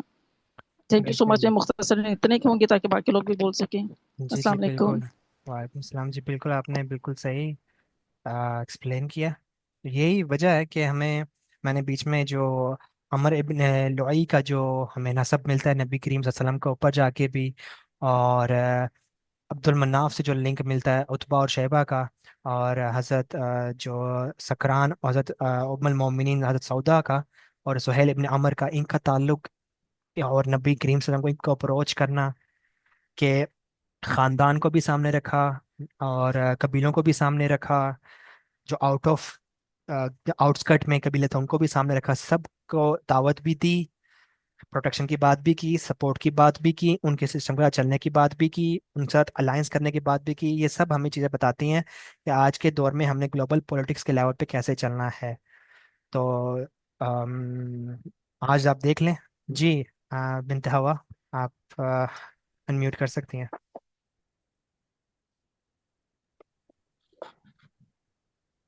क्वेश्चन आपने जो पूछा है उसका तो बेहतर पता होगा सोशल मीडिया का इस्तेमाल कैसे होगा, in particularly with regards to how we should propagate some message, because आज की जनरेशन मीम्स की जबान में बोलती है, या फिर अगर उसको कोई सीरियस मैसेज भी देना हो तो it has a lot of options. पहली बात ये। हम्म। दूसरी बात आपने, हाँ, एक करेक्शन करनी थी, बल्कि वो जो करेक्शन ही आपने कहा कि अलायंस और उनके सिस्टम के साथ चलना। हम्म। अलायंस के basis I don't think so कि उनके सिस्टम के साथ चलने वाली बात होगी, क्योंकि हम देखते हैं इसी तनाज़ुर में ही अल्लाह के नबी को सूरह काफिरून नाजिल हुई है, जब हम्म। उन्होंने ये प्रेजेंट किया कि कुछ टाइम हमारे दीन की फसल जो भी रूल्स एंड रेगुलेशंस है वो चलेंगे, कुछ टाइम आपके चलेंगे। So this is one thing that I wanted to read ताकि बात क्लियर हो, क्योंकि अभी हमारे सामने बैन बैन वाले भी उलमा हैं जो कि साथ चलने का कहते हैं। अलायंसेस वाली कौन सी बेसिस होंगी, वो आप जरूर मजीद हम रिसर्च करके उस पर क्लियर हो सकते हैं कि एग्जैक्टली कौन सा पॉइंट है जिसपे नॉन नेगोशिएबल वो पॉइंट होगा, और कौन सा पॉइंट्स हैं जो कि नेगोशिएबल हैं and up to certain extent. ठीक हो बाकी जो, गया। जी, बाकी जो अलायंसेस वाली बात है वो बहुत that was kind of considerable and that was to the point कि कौन सा पॉलिटिकल एंटिटी जो है ना आपने अप्रोच करना है और किस चीज के लिए करना है, लाइक उसकी कौन सी क्वालिटी है जो कि आपको चाहिए होगी उस पर्टिकुलर टाइम पे, और किसके पास है और आपने उसको कैसे देखना है। सेकेंडली, आपने एक बात करी कि अल्लाह के नबी जब तीनों भाइयों को अप्रोच कर रहे हैं, बन सकीफ के, अब्दुल्लाइल और बाकी दोनों जो थे, इसमें हम्म। आपने एक बात मेंशन करी है कि प्रॉफिट अलैहिस्सलाम जब वापस रिटर्न हो रहे थे तो उनको ये कहा कि आप लोगों ने ये बात अपने तक ही महदूद रखनी है, एंड आपने ये जवाब दिया इसका कि इसीलिए कहा है ताकि वो मैसेज जो है ना वो गलत स्प्रेड आउट ना हो जाए. This can be somehow, I would say, a weaker point बनिस्बत इसके कि हम देखते हैं कि वो बहुत टफ और एक क्लैशिंग वाला पॉइंट है. ठीक है, यानी कि मक्का में हमने, जैसे आपने खुद एक्सप्लेन किया, कि ऑल द सपोर्ट्स प्रोटेक्शन जितनी भी है वो सारी की सारी खत्म हो चुकी है. अल्लाह के नबी जब निकल रहे हैं तो इसका मतलब वो उस टेरिटरी को खुदाफिज कह रहे हैं. ठीक है, कि तुम रहने के काबिल नहीं हो. जब दोबारा आ रहे हैं तो फिर एक प्रोटेक्शन ले रहे हैं कि मुझे कोई नुकसान ना पहुंचाए. सो बीच में जब वो वहां जा रहे हैं, so I do think it is, as I have read it, कि जब वो ये बात करते हैं ना, so it is more about कि पॉलिटिकल प्रेशर जब कुरैश का आएगा, यानी कि उनको ये बात पहुंचेगी कि अल्लाह के नबी को बाहर से भी कोई सपोर्ट नहीं मिल रही. So their intensity of the pressure वो और ज्यादा होगा कुरैश की तरफ से, क्योंकि उन्होंने जाना वही है बाहर. ठीक है, यहाँ यहाँ कुछ नहीं मिला. So this is one thing जो कि I do think we must be considering when we talk about from political aspect, कि कौन सी बात कौन से एंटिटी को जब हम अप्रोच करते हैं तो उसमें क्या मामला रखना होता है hmm. When we well go up to that stage. Well अच्छा, अंडरस्टूड एक और. बहुत। जी जी. अच्छा। एक और बात जो कि मैं. जी जी, बताएं. हाँ, अब मैं बस दो अपनी थोड़ा सा एक्सप्लेनेशन दे दूं, फिर आप थर्ड पॉइंट कीजिएगा ताकि वो फिर मैं भूल ना जाऊं। जी जो सर, सर. जो आपका ये लास्ट वाला पॉइंट था ना, इस पे हम्म. देखें, आपकी जो आपकी अंडरस्टैंडिंग है जो आपने एक्सप्लेन किया, आई टोटली एग्री, और बिल्कुल सही है, और अच्छा अच्छा आपने पॉइंट कैच करके बताया कि यहाँ पे ये पॉइंट बनता है, जो कि बड़ी स्ट्रॉन्ग दलील बनती है, बिल्कुल सही है एग्जैक्टली। लेकिन मैं देखिए, एक चीज़ तो नहीं होगी ना, बहुत सारे फैक्टर्स होंगे जिस नहीं बेस पर नबी करीम साहब ने कहा होगा। और नहीं. रही बात प्रोटेक्शन की, तो नबी करीम साहब ने, देखिए ये चीज़ बहुत कॉमन है, ये आज हमारे यहाँ भी ये चीज़ बहुत ज़्यादा फैली हुई है कि जब भी कहीं दीन की तबलीग करने जाए ना, और वहाँ पे जाके बहस मुबाहिसा हो रहा है, हो जाता है, या फिर बात ठीक से नहीं कन्वे की जाती, 100 फैक्टर्स आ जाते हैं सामने, और होता है जब हम्म. हम लोग प्रीच करते हैं, तो वहाँ पे क्या होता है, जो असल मुद्दे की हमने बात करनी होती है वो वहाँ रह जाती है, और उसके जरिए फिर गलत पैगाम पहुंचना शुरू होता है, क्यों? क्योंकि अगले की अंडरस्टैंडिंग ठीक नहीं होती, वो गलत अंदाज से बात को लेके चलना शुरू कर देता है। ये एक एक्चुअली मैंने खुद प्रैक्टिकल एक्सपीरियंस किया हुआ इस चीज़ का, इस वजह से मैंने ये पॉइंट भी रखा, और मेरे सर भी थे जिनसे मैं सीरा पढ़ा था, उन्होंने भी हमें ये बात बताई थी। और अगर प्रोटेक्शन की बात होती है, देखिए जब नबी करीम वापस पहुंचे भी हैं ताइफ, और मक्का सॉरी, तो नबी करीम ने फिर देखे 3 कबीलों को पैगाम पहुंचाया है ना प्रोटेक्शन के लिए। तो प्रोटेक्शन का अगर सिर्फ फैक्टर हो तो नबी करीम वसल्लम वहां लेके प्रोटेक्शन ले भी तो रहे हैं ना, उनको मिल तो गई थी ऑलरेडी प्रोटेक्शन, और बड़ी स्ट्रॉन्ग प्रोटेक्शन मिली थी, और बड़े स्ट्रॉन्ग कबीलों को रीच आउट किया था, तो वो पॉइंट तो ठीक था। और आपकी भी एक्सप्लेनेशन बिल्कुल सही है, आई एग्री। और आपका फर्स्ट पॉइंट क्या था? मैं भूल गया हूँ। प्रोटेक्शन, ये इसमें रेक्टिफिकेशन कर दो, प्रोटेक्शन की बात अलायंस नहीं वाला कर पॉइंट रही. था आपका, अलायंस वाला एक पॉइंट था पहला, राइट? हाँ, बेसिस ऑफ आपने एविडेंस, या. बेसिस, या बिल्कुल, वो पॉइंट भी ठीक है, जो मैं जिन बेस पे बात कर रहा हूँ ना, कि जो आपने एक सूरत का भी हवाला दिया, अब वो पॉइंट ये था कि वो कहते थे कि आज आधी बातें हमारी मान ली जाए, यानी कि हमारे बुत को भी अलाउ कर दिया जाए, और नबी समय उसमें बात मान लें कि बुत की इबादत करना सही है, और इस पर वो पॉइंट, वो पर्सपेक्टिव आता है, तो वो तो मैं नहीं कह रहा। यहाँ पे जाके मैं अगर लंदन में रहूँ और मैं उनके सिस्टम को रिकॉग्नाइज करके ये बोलूँ कि यार हाँ मैं चर्च में जाया करूँगा, ये ऐसी बात नहीं है। जो उनके सिस्टम्स लॉ हैं, जो एक्चुअली में सबके ऊपर इंप्लीमेंट होते हैं, पूरी कौम के ऊपर, अवाम उन्नास के ऊपर इंप्लीमेंट हो रहे होते हैं ना, कि इंसाफ वाले तकाजे क्या हैं, पैरामीटर्स क्या हैं, और जंग के मामलात क्या होंगे, हक और बातिल के मामलात क्या होंगे, राइट्स के मामलात क्या होंगे, सोशल बाइकआउट से रिलेटेड जो हुआ था ना, कि सोशल आपने सबको फ्रीडम देनी है, उसके बाइकआउट्स, उसके सॉरी पैरामीटर्स क्या होंगे, इन मामलात में मैं कह रहा हूँ, जैसे आज पाकिस्तान का भी निज़ाम है, और लंदन का भी निज़ाम है, अमेरिका का भी निज़ाम है, इसमें अगर हम लोग रहते हैं तो हम उनके साथ चलते चलते उनको ठीक कर सकते हैं, जहाँ पे वो गलत करेंगे हमें ठीक करना चाहिए, क्योंकि अभी हम 2 स्टेजेस हैं इसमें, या तो हम लोग इस मैक्सिमम अमाउंट में हो कि हम लोग पैरेलल सिस्टम ले आए, अगर मैक्सिमम अमाउंट में नहीं है तो नबी की सीरत मक्की दौर से यही मिलती है कि मैक्सिमम अमाउंट में नहीं हो, तो आपने उस निज़ाम की हक वाली बातों को सपोर्ट करना है, जो बातिल है उनको सपोर्ट नहीं करना, गलत बातों को सपोर्ट नहीं करना, उसके तो अगेंस्ट जाना है बिल्कुल। तो ये मेरा पॉइंट था, अलायंस और सपोर्ट और सिस्टम के साथ चलने से मुराद मेरा ये था कि मैं एक्सप्लेन कर दूं, ये पॉइंट था। जो आपने भी बात की है वो भी बिल्कुल बजा है, सही है। और आपने एक और पॉइंट एक्सप्लेन करना था, जी गो हेड। एक्सप्लेन नहीं था, but that was a question kind of. अच्छा, अपने मुताबिक अपने अदीब वाली प्रोटेक्शन वाली बात की, उसको आई डू थिंक कि मैं कन्वे नहीं कर पाई हूँ। मैसेज पहुंचाना वो बात ठीक है, मैंने ये कहा कि डिफरेंट फैक्टर्स, जैसे आपने कहा कि डिफरेंट फैक्टर्स हो सकते हैं, बिल्कुल हो सकते हैं। कुछ चीजें होती हैं जो कि आपको ज्यादा लाइक, आप उस पर्टिकुलर इवेंट को देखते हो और उसके क्रॉस रेफरेंस पॉइंट्स देखते हो या क्रॉस रेफरेंस इवेंट्स देखते हो, तो वो वाली चीज अगर मैं देखूं तो हम्म। आई डू थिंक कि वो पॉलिटिकल वाला एस्पेक्ट जो है ना, कि मक्का से प्रेशर, क्योंकि देखें, अगर मुझे अंडरस्टूड। किसी जगह सपोर्ट नहीं मिल रही, ठीक है, all sorts of connection मेरे blocked है, and then I go out and seek protection and seek support, वहां से भी नहीं है, and then I return back to the point। हम्म। तो फिर बिल्कुल ये सही वाली है। चीज मैं कह रही थी। अच्छा, या नेक्स्ट स्ट्रॉन्ग वाला पॉइंट, मेरा यस। क्वेश्चन था, अच्छा या पॉइंट नेक्स्ट वाला बताया आपने। क्वेश्चन था कि हम देखे हैं कि अल्लाह के नबी ने हजरत आयशा रदियल्लाहु अन्हा, उन्होंने एक सवाल किया था कि अल्लाह के नबी, आपको जिंदगी में लाइक होल लाइफ जो टफेस्ट डे है वो कौन सा था? यस, उन्होंने आयशा की जवाब हदीस है, दिया, बिल्कुल। या उन्होंने जवाब दिया कि ताइफ का। यस। वी मस्ट अंडरस्टैंड कि व्हाई ही पर्टिकुलरली मेंशन्ड कि ताइफ। ओहद में बहुत सारे लॉसेस हुए, लाइक 70 मुस्लिम्स, जो कि जय्यद और बड़े बड़े सहाबा हैं, ठीक है, और वो ग्रोइंग फोर्स है, अभी इनिशियल स्टेज में है, लेकिन फिर भी अल्लाह के नबी कह रहे हैं कि ताइफ का दिन। वी मस्ट पॉन्डर कि अल्लाह के नबी क्यों कह रहे हैं ताइफ का दिन। दिस इज फ्रॉम अ, एक हैंड देती हूँ, this is from a psychological perspective. तो हम्म। या, नाइस। जज़ाकुमुल्लाह बिल्कुल। खैर, बिल्कुल दिस वाज सही। इट। बिल्कुल सही है जी फजान।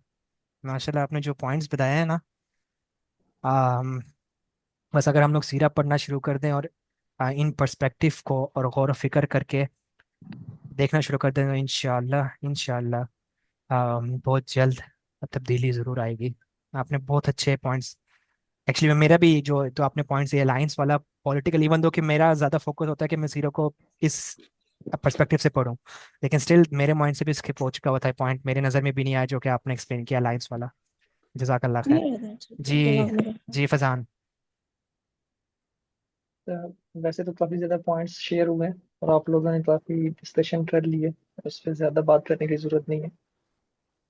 इन्होंने कहा, नबी सल्लल्लाहु अलैहि वसल्लम जब वहां से उठे तो उन्होंने फरमाया कि तुम लोगों ने जो कुछ कहा, कहा सो कहा, ठीक है, उसकी कोई परवाह नहीं है मुझे, लेकिन सिर्फ एक मेरी बात मान लेना कि ये जो दावत है, ये जो मैंने आपको एक मैसेज दिया है, इसको पसे पर्दा रखना। इन्होंने कहा कि वो मैसेज गलत न कन्वे हो जाए। ये सही बात है अगर मैं सही समझाऊं? हाँ, मैंने यही कहा था कि वो आगे फिर गलत बात ना पहुंचाएं, उसका गलत फायदा ना उठाएं, बिल्कुल। अच्छा, मुझे लगता है ये पॉइंट सही नहीं था। अ, पसे पर्दा रखने से मुराद ही यही था कि ये बात मतलब तक ना पहुंचे। जिस बेसिस पे उन्होंने प्रोडक्शन ली, पहुंच के मतलब के करीब पहुंच के, ये वही बेसिस है कि जहाँ पे आपके मेन जो टू द पॉइंट, आप जहाँ जिस चीज की कोशिश कर रहे हो, अगर कोई आपके बिहाफ पे किसी को प्रोपिगेट करता है तो वो वही चीज बताएगा जो आपने उन्हें बताई है। उनका मेन मोटिव जो था वो सिर्फ और सिर्फ ये था कि क्या जब ये दीन गालिब हो जाएगा तो हमें उसमें शेयर मिलेगा या नहीं मिलेगा। अगर नबी सल्लल्लाहु अलैहि वसल्लम उन्हें इस बात की श्योरिटी दे देते तो उन्होंने वहां पे इस्लाम कबूल कर लेना था, अनलेस उनको कोई भी मसला ना होता, ठीक है। लेकिन वो जो जिसको कहते हैं कि नबी सल्लल्लाहु अलैहि वसल्लम ने फरमाया कि ज़माम कार जो है, जो खिलाफत है, जो इक़्तिदार है, वो अल्लाह ताला के हाथ में, वो जिसे चाहे दे दे। तो इस पे मैं आपको कोई श्योरिटी नहीं दे सकता। आपने इस्लाम लेके आना है तो उस मैसेज पे लेके आए जो मैं आपको दे रहा हूँ, ठीक है। तो उन्होंने पर्दा रखने वाली बात सिर्फ और सिर्फ ये की थी कि आपने मक्का में, या आपकी चूंकि यहाँ पे रिश्तेदारी है, उनके साथ ताल्लुकात हैं, लाजमी बात है, तो आपने वहाँ पे बताना नहीं है, क्योंकि मैं जो आपके पास आया हूँ ना, मैं कुरैशी हूँ, कुरैशी नस्ब से हूँ, ठीक है। तो लाजमी बात हम्म। है, जो 10 साल से जो मामलात आपने सुने होंगे, आपको पता होगा कि मेरे और कुरैश के सरदारों के साथ क्या मामलात चल रहे हैं। तो मेरे लिए ये और मुसीबत बनेगी अगर आपने ये वाली बात बता दी कि मैंने ताइफ में प्रोपिगेशन की है। और दूसरा, नबी सल्लल्लाहु अलैहि वसल्लम ने सिर्फ इनके उठने के बाद या इनसे पहले भी ऑलमोस्ट बहुत सारे लोग जो छोटे सरदार थे उनके पास भी ये मैसेज लेती थे कि शायद उनमें से कोई और इस्लाम कबूल कर ले। लेकिन वो ओवरऑल ताइफ पूरा इस बात का मुनकर हो चुका था कि उन्होंने अभी इस्लाम लेके नहीं आना, तो इसलिए किसी ने भी इस्लाम कबूल नहीं किया और उन्होंने वो वाली हरकत की जो पहले कुछ कौमों ने अंबिया के साथ की है।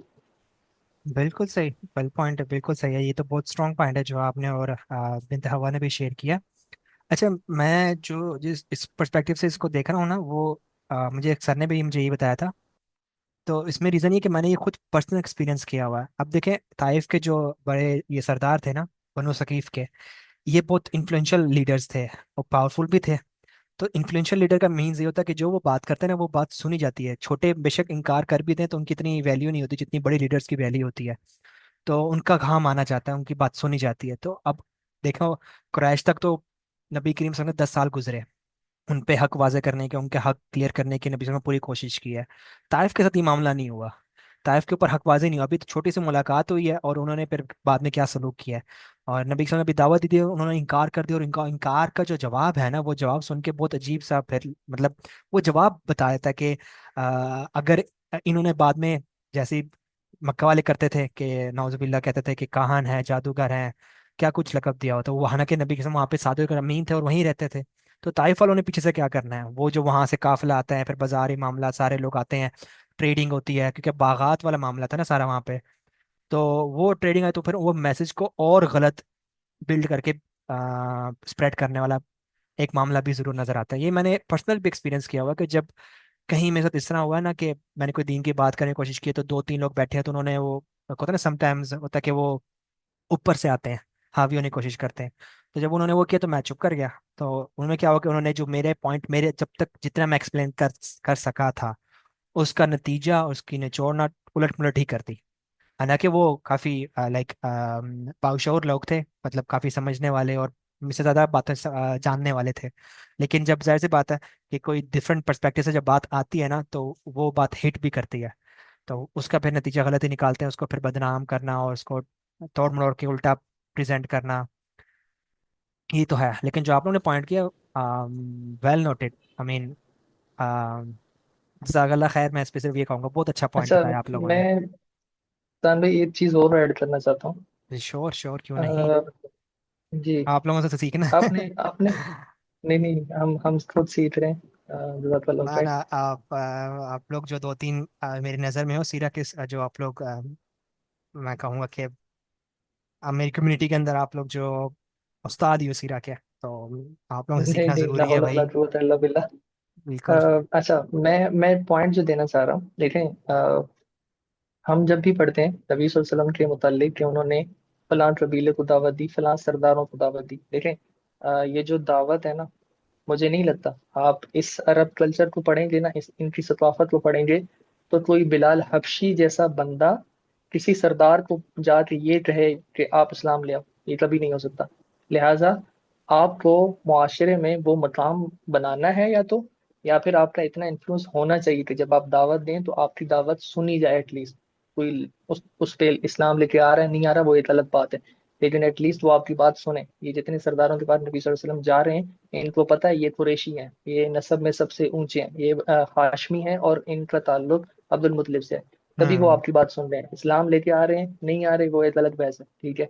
लेकिन जितने कबीलों को नबी सल्लल्लाहु अलैहि वसल्लम ने दावत दी हज के दिनों में, उनको ये पता था कि ये जिससे हम बात करें ये कौन है, ये कोई आम बंदा नहीं है। तो इसलिए एग्जैक्टली। जो फोकस हमारा होना चाहिए कि आप एटलीस्ट अपने सर्कल्स में, अपने सराउंडिंग्स में, इवन आप अगर कॉलेज, स्कूल, यूनिवर्सिटी, ऑफिस में हैं, आप अपना वहाँ पे ये इमेज बनाएं कि सबसे पहले आप उनको ये शो कराएं कि आप सुन्नत रसूल सल्लल्लाहु अलैहि वसल्लम पे चलने वाले हैं और उसके किसी चीज़ के मुनाफी नहीं है। तब आप कोई हम्म। बात करेंगे तो वो आपकी बात सुनेगी भी सही कि नहीं नहीं यार, इससे कोई गलत बात नहीं करनी, और अगर ये कोई बात रहे तो उसके अगेंस्ट आपने मतलब इसके पीछे नहीं पड़ जाना। अगर तो आप इसके साथ कोई मुत्तफिक हो रहा है नहीं हो रहा एक अलग बहस है, लेकिन एटलीस्ट इसके साथ वो मामलात नहीं करने जो आप दूसरों के साथ कर रहे होते, तो वो आपसे काफी ज्यादा किनारा कश तो नहीं, लेकिन उसको क्या कहूंगा कि एहतियात बरतते हैं, और वो ज्यादा जरूरी होता है ताकि आप जो है ना वो टू द पॉइंट प्रिसाइज हमेशा बात किए करें, और वो बातें करें जो लव ना हो, बेसिकली लव और फैश गोई से बचने के लिए। तो आपका जो इमेज है वो बतौर बहुत ज्यादा बढ़ता जाता है। और ये मैंने पर्सनली इन्फ्लुएंस किया, इसलिए मैंने ये कहा कि मैं आपको ये इस चीज का एडिशन दे दूं कि जब भी आप दावत और काम करेंगे, आपने अपने पर्सनैलिटी पे लाजमी काम करना है, और ये सारा कुछ आपके एट द एंड तजकिए पे बात चली जाती है। ठीक यस, है, बिल्कुल जज़ाकल्लाह खैर। तज़किया, बिल्कुल सही कहा आपने। जज़ाकल्लाह खैर। हाँ, माशाल्लाह। जी, किसी और ने कुछ ऐड करना है या फिर किसी ने कुछ शेयर करना है इसके रिगार्डिंग कि ताइफ ही का सफ़र क्यों, जो कि चार पांच वजूहत देखी हैं, उनके अलावा आप लोगों के पास कोई वजूहत है तो ज़रूर शेयर करें, या कोई सवाल है तो पूछें। फैज़ान भाई हमारे साथ हैं, तो मुझे कोई टेंशन नहीं है कि किसी भी सवाल का जवाब कैसे देना है। तो जी, समक अच्छा आपको मैं अनम्यूट कर दिया आप। जी फैज़ान, आप भी बोलो। अच्छा, मैं वो सिर्फ आपकी वो जो प्रोटेक्शन वाली बात है उसको सिर्फ थोड़ा सा एक्सप्लेन करूंगा। बनु आमिर जिनका आपने जिक्र किया है, सुहेल बिन अमर का जो कबीला है, ये जो वालिब है ना, मीन वालिब की नस्ल से ना आगे आके कुसई आते हैं, ठीक है। और वालिब हम्म। की ही नस्ल से लुवई और बनी आमिर हैं, जिनमें सुहेल बिन अमर है, ठीक है।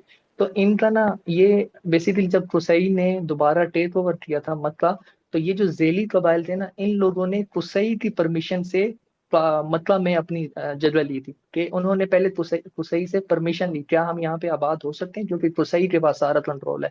और कुसई ने ही टेक ओवर किया था मक्का को बनु खुजा से।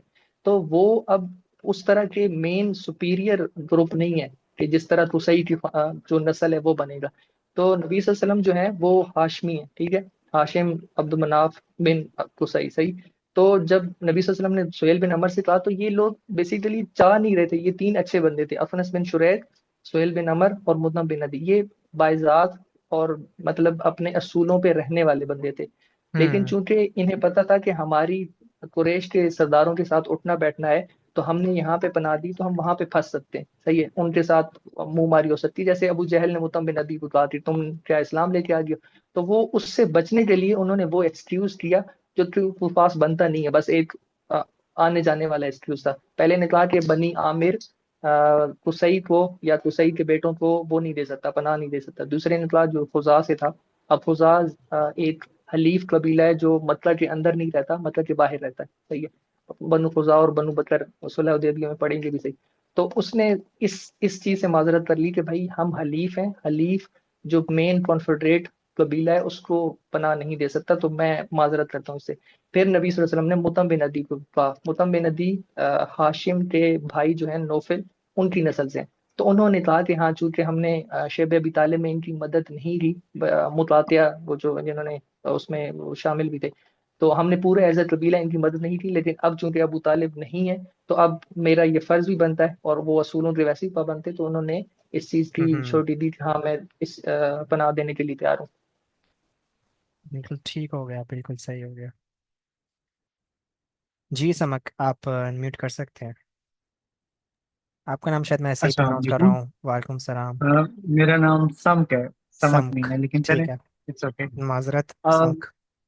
माशाल्लाह आप लोगों ने काफ़ी ज़्यादा इन्फॉर्मेशन दी है। मेरा एक छोटा सा बस क्वेश्चन, एक करेक्शन थी। शायद हो सकता है मैं गलत हूँ, आप लोगों की नॉलेज ज़्यादा हो। बट मैं एक चीज़ नोट कर रहा था कि हम जब भी नबी सल्लल्लाहु अलैहि वसल्लम का जिक्र करते हैं ना, तो हम ज़रूर पूरा नहीं भेजते। मतलब हम सल्लम कह के बस उसको यानी प्रॉपरली प्रोनाउंस भी नहीं कर रहे। तो मैं करेक्शन ये करना चाह रहा था कि या तो हम नबी अलैहि सलाम कह लें, ताकि हम प्रॉपरली सलाम की उन पे भेज सकें। हो सकता है कि मेरी सोच छोटी हो, बट मुझे ना एक हदीस याद आ जाती है। उसमें था कि अल्लाह ताला उस शख्स के करीब होता है, बल्कि उसके साथ होता है जो अल्लाह का जिक्र कर रहा हो और उसकी जबान हिल रही हो। तो ये भी एक दुआ है। मतलब सल्लल्लाहु अलैहि वसल्लम एक दुआ है, और अल्लाह के अस्कार में से भी आता है, क्योंकि अल्लाह ताला ने इस पे कहा है कि मैं भी दुरूद भेजता हूँ, तुम भी भेजो। तो मैं बस ये कहना चाहूंगा कि आप या तो अलैहि सलाम कह लें या फिर सल्लल्लाहु अलैहि वसल्लम पूरा प्रोनाउंस कर लें। Just a request, if it's possible. जज़ाकल्लाह। पॉसिबल क्यों नहीं, नबी करीम सल्लल्लाहु अलैहि वसल्लम की बात हो और उस पर कहीं कहीं भी ये बात नहीं आती कि मतलब हमें ये चीज़ सोचनी नहीं चाहिए कि छोटी सोच है या कुछ नहीं। आपने बहुत अच्छी बात यहाँ पे हम सबके बीच में बयान की है। तो हम सबको वाकई इस चीज़ का ख्याल करना चाहिए, और इस पे बहुत ज़्यादा, बल्कि बहुत ज़्यादा ख्याल करना चाहिए, ध्यान से हमें बोलना चाहिए। बिल्कुल सही बात की आपने। जज़ाकल्लाह। जज़ाकल्लाह खैर, जज़ाकल्लाह खैर। जी। अच्छा, किसी और का कोई सवाल है या फिर हम अब मूव करें उसकी तरफ जिसको हम कहते हैं दी एंड।